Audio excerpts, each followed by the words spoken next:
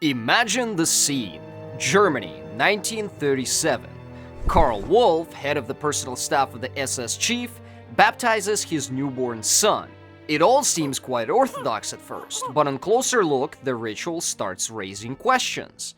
The child is wrapped in a blue ribbon symbolizing loyalty, urged to be a true Aryan, is given a magical spoon that is promised to be taken away if he fails to live up to Aryan ideals, and named Thorsman. In the future, he'll receive the family's ancestral ring, though he must prove himself a worthy SS member first. Overseeing this is Karl Maria Wiligut, an Ahnenerbe consultant who designed rituals for party members. And as if things weren't strange enough, Wiligut also published his visions of the great Aryan race's ancient past under the pseudonym Wise Thor, and was a diagnosed schizophrenic with a grandiosity complex. But to be fair, his employers didn't discover that last part right away. Hi everyone, my name is Pavel, and today we'll dig into Nazi mysticism, unpacking the most notorious conspiracy theories of the Third Reich, investigating how they gained traction, and uncovering what the Ahnenerbe organization was actually up to. We'll also delve into the truly disturbing elements of Nazi mythology concerning supposed ties between the Nazi elite and legendary ancient kings. We all know the story of the Nazis' rise to power. In 1920s, an unassuming corporal became the leader of the German Workers' Party, Deutsche Arbeiterpartei, or DAP. He added 2 letters to its name and removed the previous leadership. But how could an organization called the German Workers' Party end up mingling with occultists?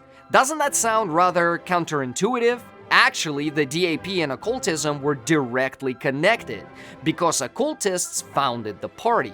Figures like Dietrich Eckart and Anton Drexler were full-fledged mystics and members of the Thule Society, which we'll discuss shortly. You see, German occultists of the late 19th and early 20th centuries were intensely driven people. Not only were they prolific with ideas, but also eager to bring them to life. At first, it all seemed harmless, even romantic. And the word romantic is not used lightly here. German occultism and radical nationalism grew on the fringes of German Romanticism, a movement without which the past 2 centuries of German history would be hard to understand. So let's take a moment to explore cultural history.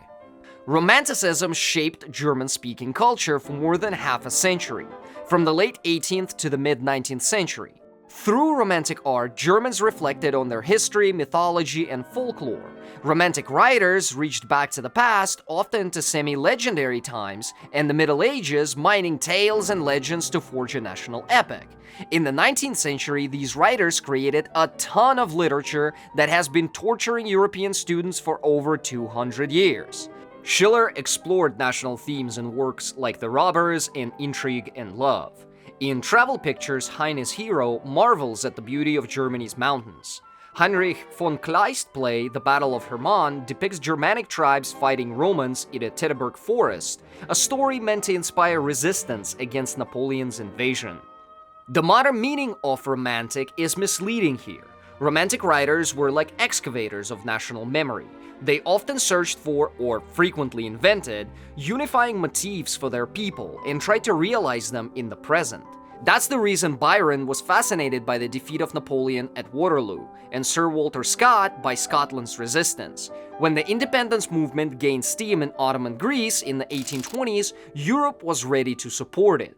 Whereas in Germany, which had been fragmented for centuries, Romanticism fueled the desire for national unity. It all began with folklore. Today, we know the tales of the Brothers Grimm so well because one influential German romantic, Clemens Brentano, was their friend and supporter. These collected stories have since become a cornerstone of German culture. Romanticism influenced music even more than literature. Karl Maria von Weber wrote Germany's first national opera, Der Freischütz, based on a classical legend about a brave hunter who sells his soul for magic bullets. National themes were increasing internationally. The ultimate romantic superstar, of course, was Richard Wagner, second only to Beethoven as the greatest composer of his era. His Ring of the Nibelung operas drew entirely from Germanic epic. Wagner's mysticism and anti-Semitism polarized his contemporaries, yet his art captivated them all. King Ludwig II of Bavaria dedicated his new swan castle, Neuschwanstein, to his beloved Wagner, an iconic representation of Romantic architecture. But Neuschwanstein, later chosen by Disney as a logo symbol, is a medieval fantasy built by people with little knowledge of the Middle Ages. By the time it was completed, Londoners had been riding the subway for 23 years, and in Paris, architects were already planning the Eiffel Tower. Neuschwanstein was a romantic fantasy, Germany's romantic masterpiece, which can be placed next to that lone wanderer on a Caspar David Friedrich famous painting. Romanticism didn't revive the Middle Ages, it invented them. Take, for example, the Bastei Bridge in Saxon Switzerland, a picturesque, rugged structure that looks ancient, as if crusaders once crossed it on their way to Palestine or to slay dragons. But no, in its current form it dates back to 1851. At the same time, in Dresden, the capital of Saxony, people were already installing telegraph systems. German Romantics practically crafted the German spirit and gave it a unique language, populating Germany's history with vivid, mythic images that first resonated with the intelligentsia, but later with the whole nation. Even though Romantic writers were enchanted with swords, castles, and ancient lore, they lived in the age of the Industrial Revolution. From the mid-19th century on, Germany was a vast industrial zone. Its language became the international language of science. Scotsman Maxwell published his equations in German. Mendeleev had to translate his periodic table into German in order to explain it to Europeans. Key physicists of the time like Hertz and Röntgen were German. The field of chemistry had even more German scientists. The country's universities attracted students from all over Europe. Germany was the Ivy League of the 19th century, with universities like Göttingen, Jena, Heidelberg, and Tübingen as its crown jewels. We needn't even start on Germany's contribution to social sciences and especially history. A web of railroads connected the German lands, and by the end of the century, electrification had begun. Since the 1870s, a united German empire was not only Europe's industrial and scientific powerhouse, but a formidable political force. By this time, admirers of Romanticism were joined by some more serious people: occultists. Their ranks had been swelling since the 18th century. By the 19th century, occultism entered mainstream.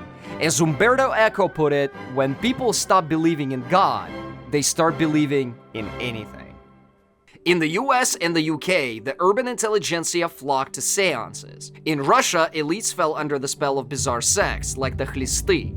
Contrary to stereotypes, these were not purely peasant movements. A new religious teaching by Russian émigré Helena Blavatsky rapidly gained followers. Her theosophy sought to merge science and esotericism, finding a new place for humans in the universe.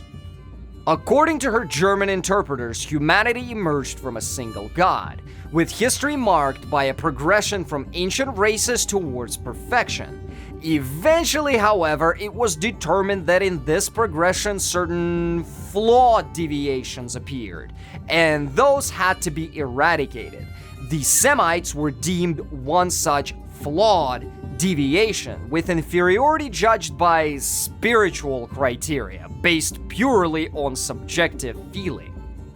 But even without Blavatsky, Germany had its racial ideologues. In the late 19th century, philosopher, rune researcher, and occult enthusiast Guido von List helped develop Ariosophy, which first posited the concept of Aryans, the supreme race in their golden age, before they sullied themselves by mingling with lower races.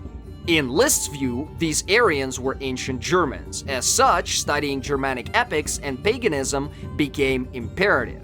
The highest caste in Aryan society consisted of audience priests receiving revelations from mystical teachers. The ideal Aryan society, with its eugenics and pagan gods, disintegrated because enemies infiltrated it. This superior race had been corrupted by mixing with, quote, slave races, the animal-like beastmen. Congratulations, from this moment on, the real chaos and madness of the occult world begins.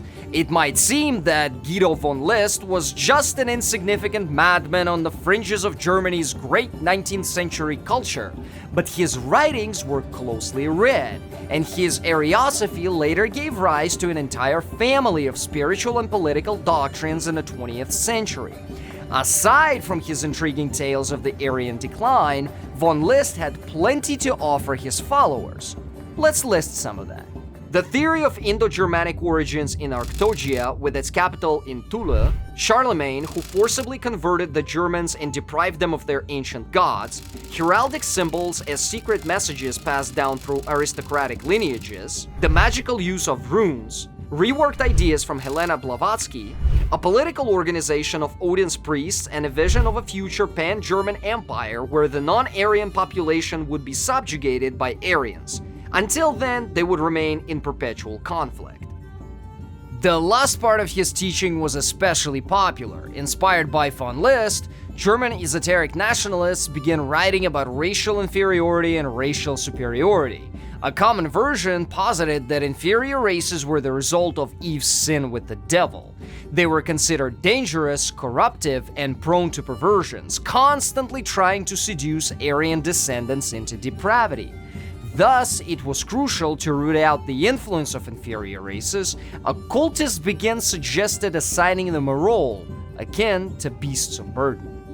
There was no Nazi racial theory yet, nor any Nazis. Romantic occultists and esotericists were still wandering the Teutoburg forest, searching for remnants of their ancestors' sanctuaries. However, the ideas of one's race inferiority and another's superiority of, quote, masters and slaves were gradually spreading. The inhumanity of Aryan theory was evident even then. However, it's unlikely any 19th century esoteric or occultists could have predicted the consequences of their fantasies about noble Aryans just a few decades later. So, an occult nationalist sees himself in a besieged fortress. On one side are Christians, on the other, modernizers, like breaking the traditional German way of life. And surrounding them are beastly people. Where should a poor Aryan turn? The answer, of course, was to seek like-minded individuals. At that time, Germany was full of suitable organizations, including the von List Society. Some of these societies radicalized along with the world around them, and right after World War I, there emerged the Thule Society, created by Rudolf von Sebottendorf, the most famous occult organization in Germany. Its members, Bavarian enthusiasts of antiquity, devoted themselves to searching for the ancient homeland of their ancestors, the mythical island of Thule. Aryans supposedly migrated there after the destruction of, guess what? Yes, Atlantis. The Thule Society members considered Jews to be the most harmful inferior race, of course. Notable figures started attending their gatherings, like Rudolf Hess, future right-hand man to Hitler, Alfred Rosenberg, one of the chief ideologists of the Third Reich, and Hans Frank, who, as Governor General of occupied Poland, would orchestrate the genocide of Jews. Many of those who would turn Aryan doctrine into a political rally for Germany and all of Europe were in their ranks. Some still believe all these individuals were members of the Thule Society, rather than occasional attendees. In any case, another political organization emerged in Munich, the DAP, or German Workers' Party. One September evening in 1919, a modest corporal named Adolf Hitler attended one of their meetings. Thanks to him, German occultism and radical nationalism would soon merge. It's tempting to see this entire story as a line with its beginning in Wagner's operas and Germanic epics and its end in Auschwitz. That, of course, is an oversimplification. Yes, without romantic occultists, Nazism might have looked different. For example, the swastika might have only been known to scholars of religion. Yet, while most nations have national epics, the Third Reich is a rare phenomenon. The Nazis deftly turned the achievements of German occultism into a propaganda tool, elevating their pseudo-historical fantasy to state policy. Tales of Aryans always found an audience in Germany. After World War I, they reached beyond antiquarian societies and nationalist creative circles. In the end, these mystical stories may have sounded like fevered delusions, but they were perfect for explaining who was to blame for Germany's loss in the war, and why Germans themselves bore no guilt. With that narrative, it became easy to overlook the surreal extravagance of the new Nazi symbolism. Who cared about swastikas and skulls on caps? There was no time to ponder. Hans, are we the bad guys?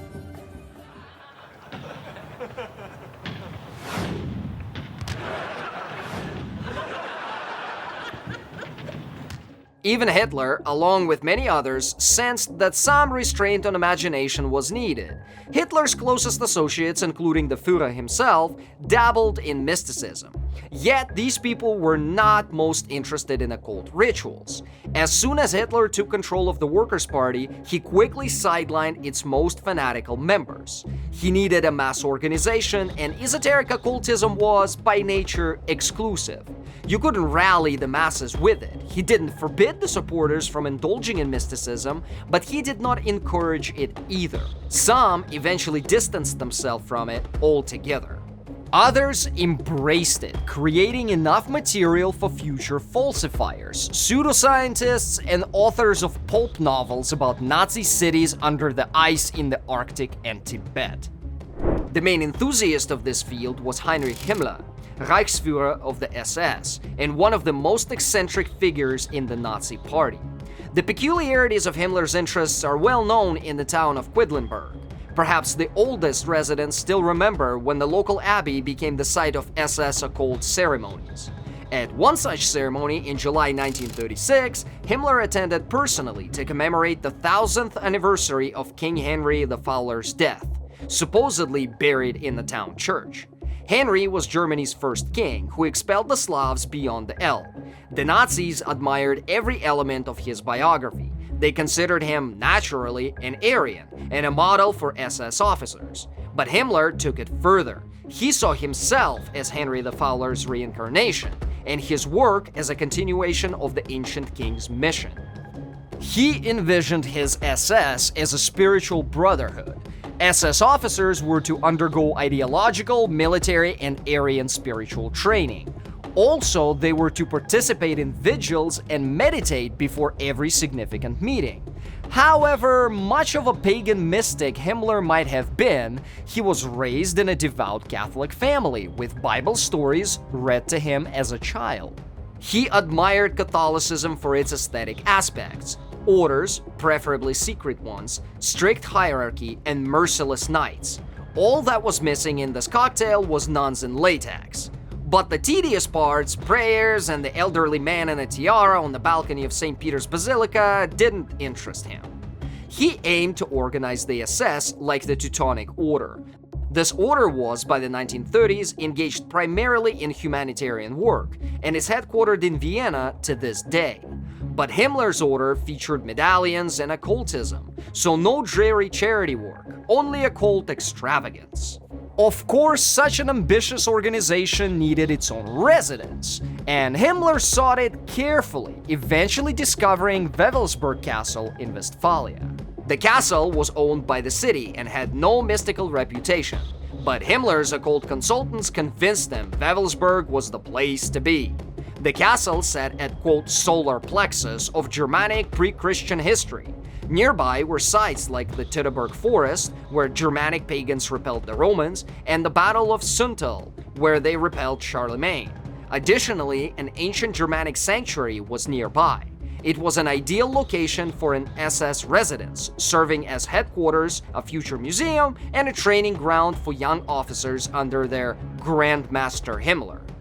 Under the Nazis, this unremarkable castle quickly gained legendary status. Rumors spread that Himmler and his entourage performed sacred rites there, prescribing SS officers spiritual exercises, developed witch files, and made plans to search for the Holy Grail and the Spear of Longinus. The castle was even modeled according to occult principles, with halls named after ancient pagan kings. Try guessing which of these is true. Himmler was likely pleased with the publicity campaign surrounding his organization. Locals believed that SS members even married and baptized children according to their own rituals, while their leader caused his beloved Wewelsburg the SS Vatican, and planned to make it the center of the world after the final victory, whatever that meant. As usual, there was some truth to all of this, but most of the rumors about Wewelsburg remained rumors. Himmler's interest in mysticism and ancient secrets was genuine, yet it seems he was not so much concerned with finding the Grail or Spear of Destiny, as with using them to provide that Christianity was secondary to an ancient noble Germanic religion. In essence, Himmler was satisfying his need to connect to something ancient and grand while also executing purely propagandistic practical objectives. Very convenient. Not only prolific with ideas, but also eager to bring them to life.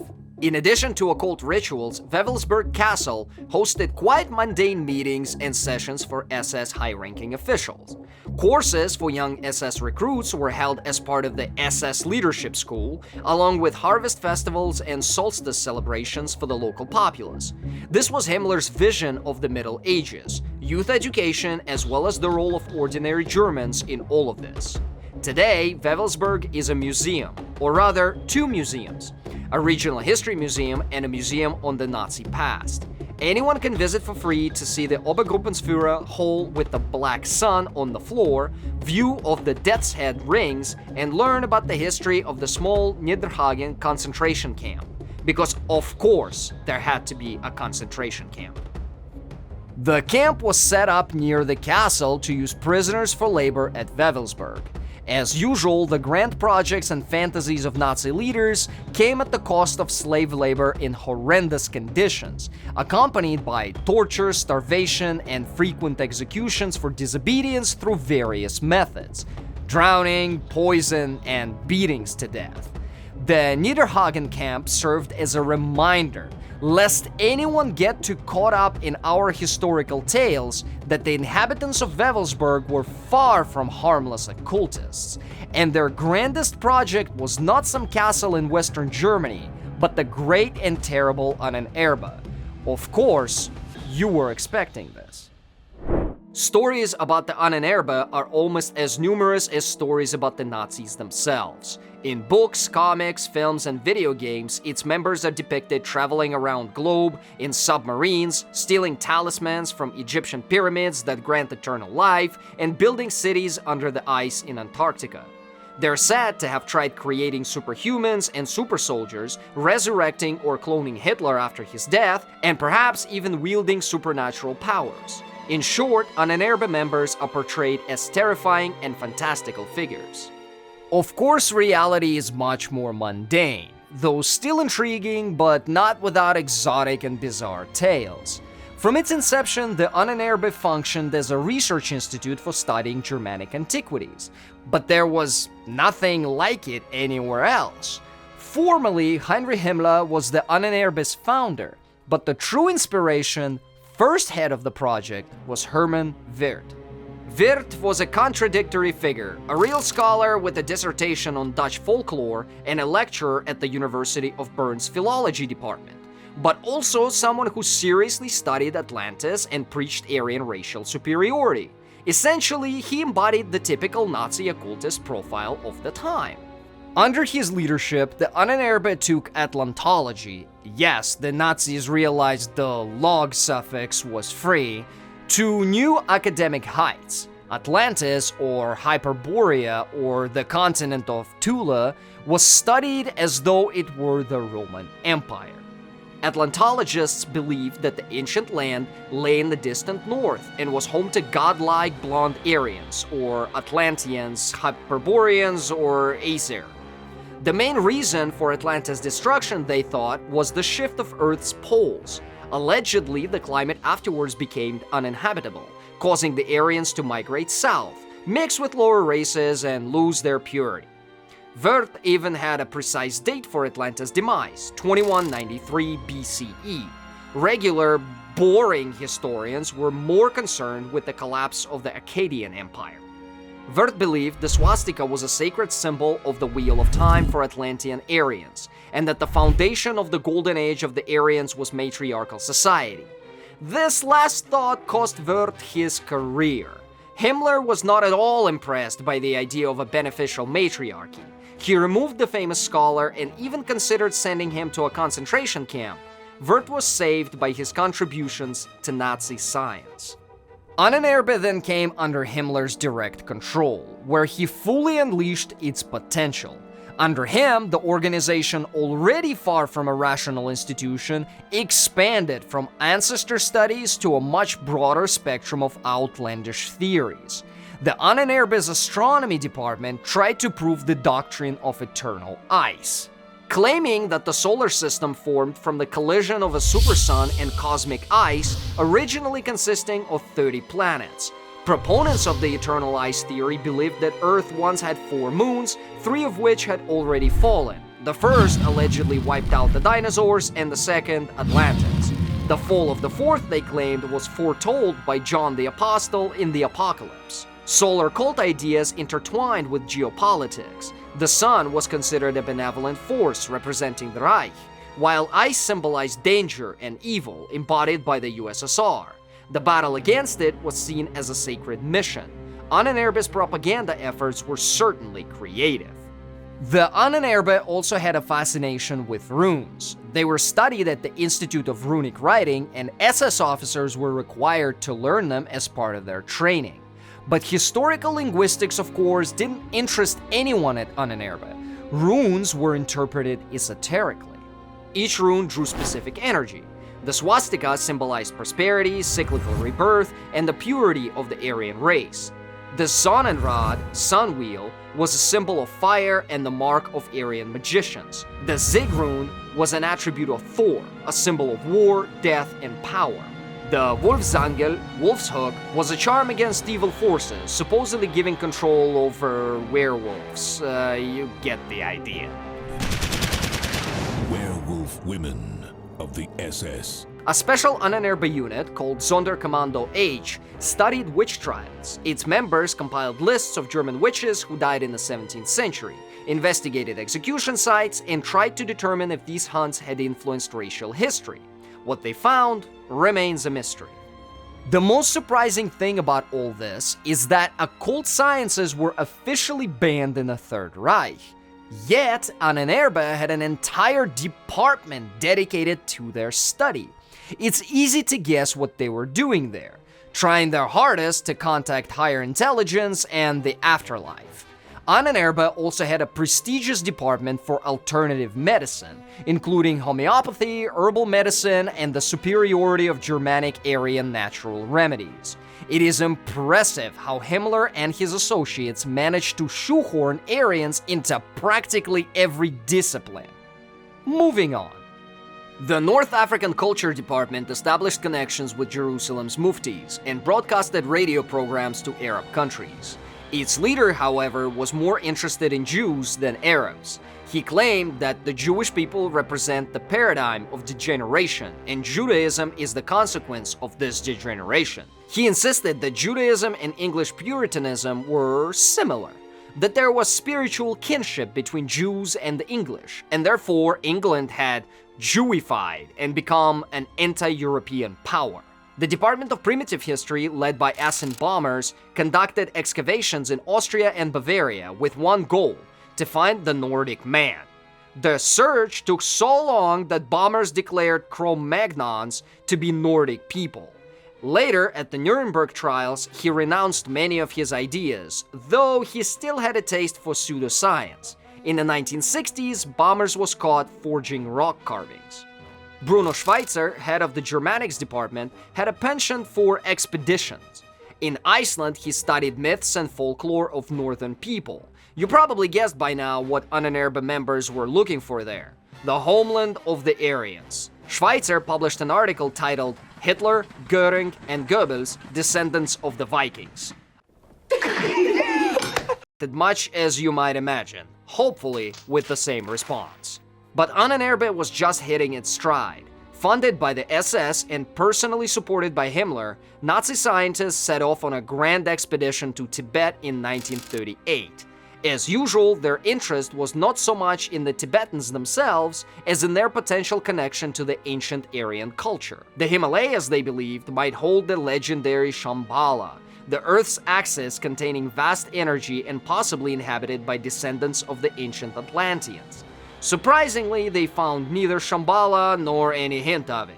The expedition's leader, Ernst Schaefer, though a Sturmbannführer of SS and an Ahnenerbe's researcher, was actually a professional scientist. His reports contained no mention of Hitler as an Atlantean descendant, a rare academic achievement in Nazi Germany. The Germans gathered extensive ethnographic material on Tibet, its people, and local wildlife.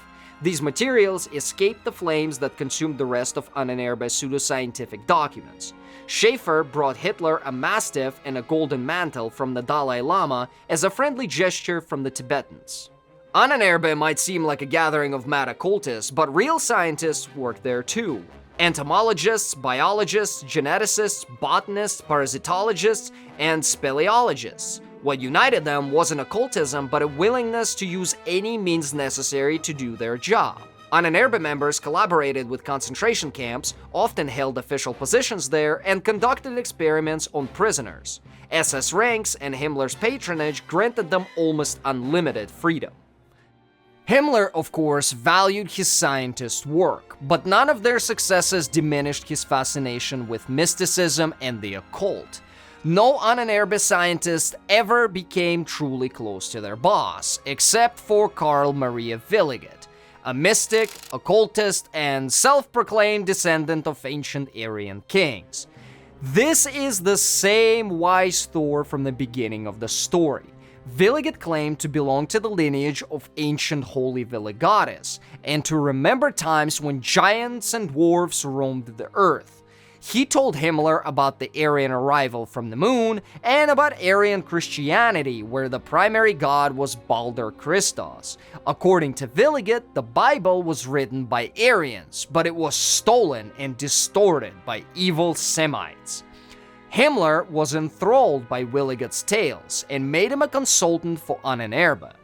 Wiligut immediately began archaeological digs, even within Wewelsburg Castle itself, believing that the Holy Grail was hidden right under the Nazis' noses.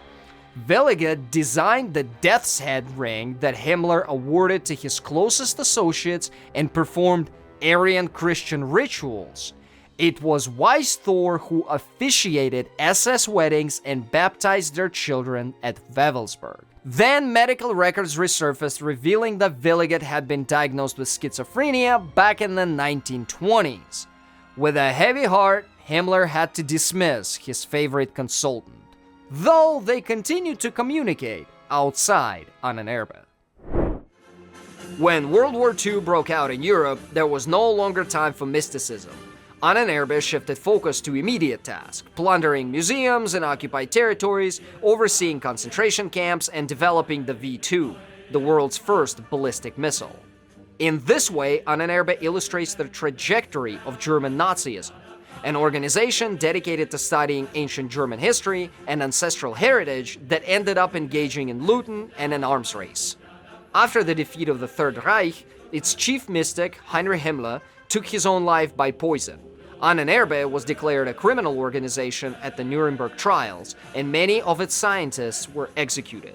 Some, like Tibetologist Ernst Schaefer, managed to convince the Allies that they had worked for the SS in the name of science and continued their academic careers. But Nazi mysticism did not die with Nazism. Himmler's spirit lingered in post-war Germany. In the aftermath of catastrophic military defeat and ideological crisis, Germans needed psychological support. A society accustomed to mysticism, often prone to seeing the mystical even in its leaders, found solace in the legacy of the fallen Reichsführer. Germany, as some historians describe, became a land haunted by demons.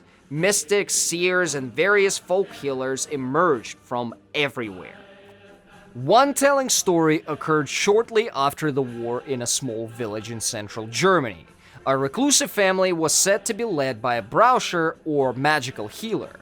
He was respected but also feared, After all, anyone who could cure illness could also cast it. When he died at the end of the war, his daughter was considered his heir.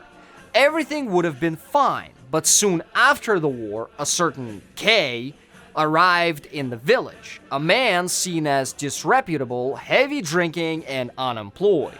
He wasn't well received, so he tried to improve his standing by claiming he could diagnose illnesses through breadcrumbs, charcoal pieces, and straws floating in the water.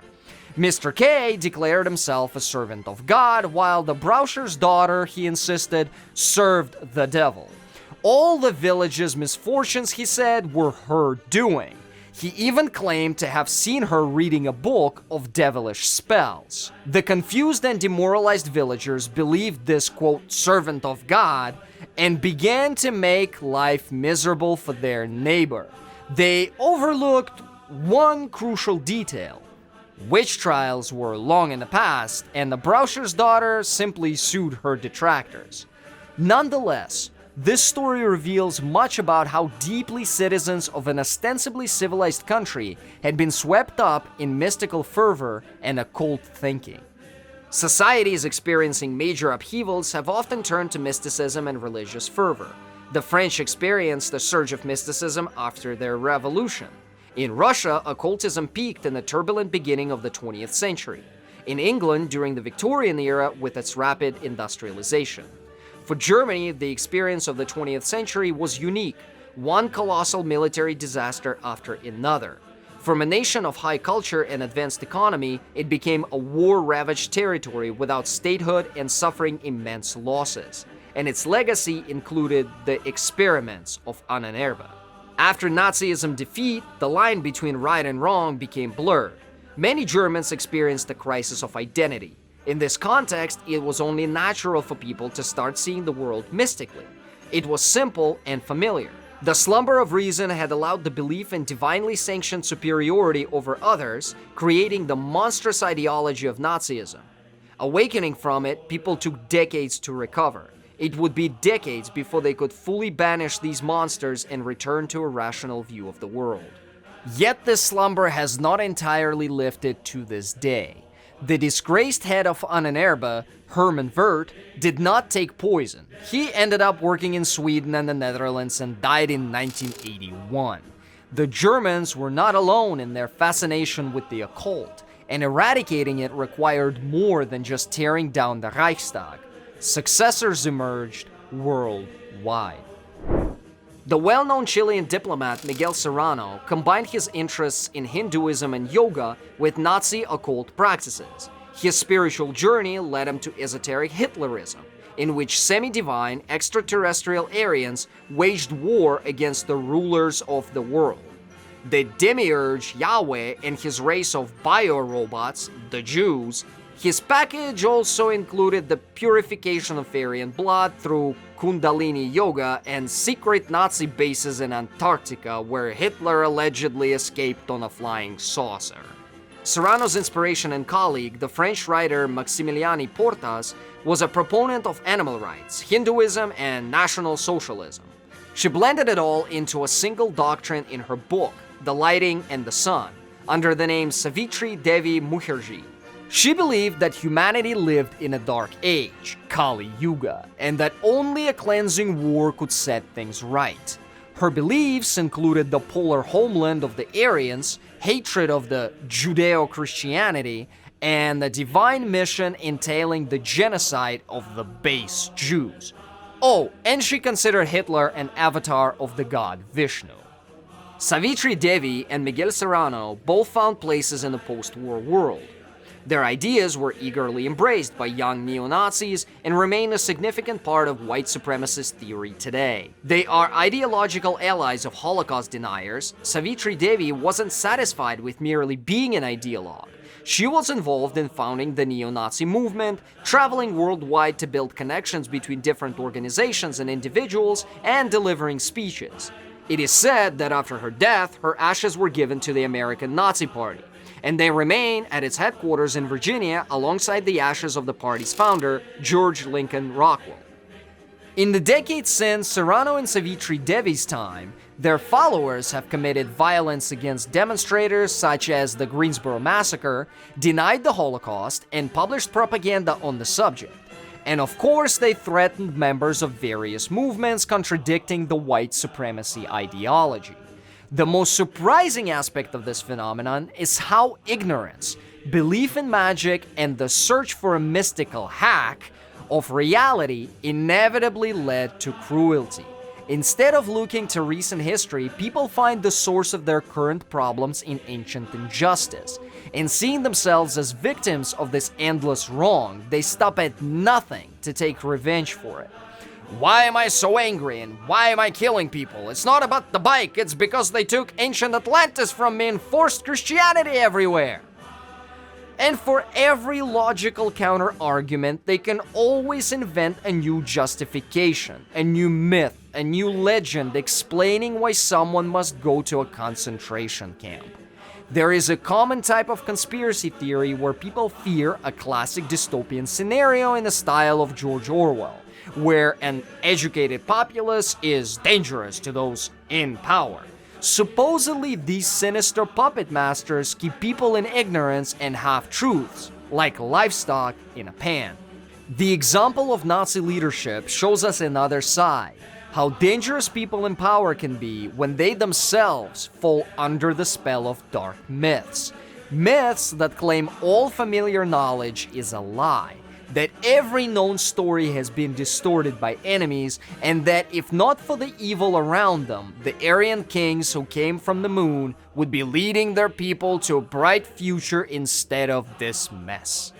It's interesting that no amount of education, no academic achievements of a nation can prevent a shaman who seizes power from beating a drum and demanding that people be sacrificed to some pagan sun deity at his command.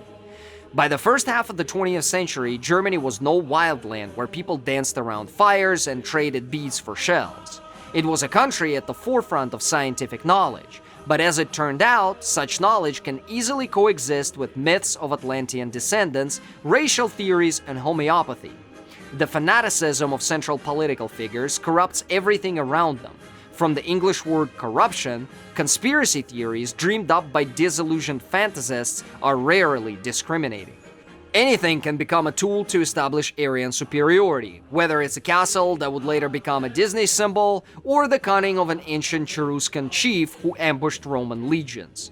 Frankly, I'm not sure who would view Himmler's ideas as more absurd, Arminius or Ludwig II of Bavaria. And of course, it's no surprise that grail hunts in Wewelsburg Castle fit well alongside concentration camp nearby. A person who becomes seriously involved in a whirlwind of unchecked, unprovable theories, guided not by the quality or origin of information, but by whether it fits their worldview, often sees the world as a very dangerous place.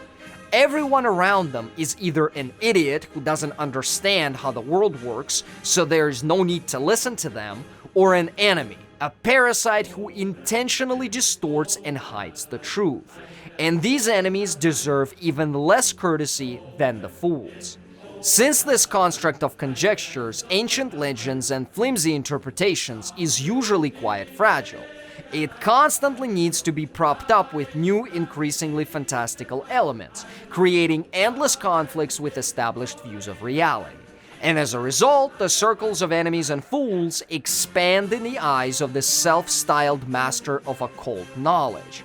Of course, we shouldn't reduce everything to the idea that the Third Reich easily abandoned humanism just because of a handful of lunatics channeling Hitler to mystical gods. That's certainly not the case.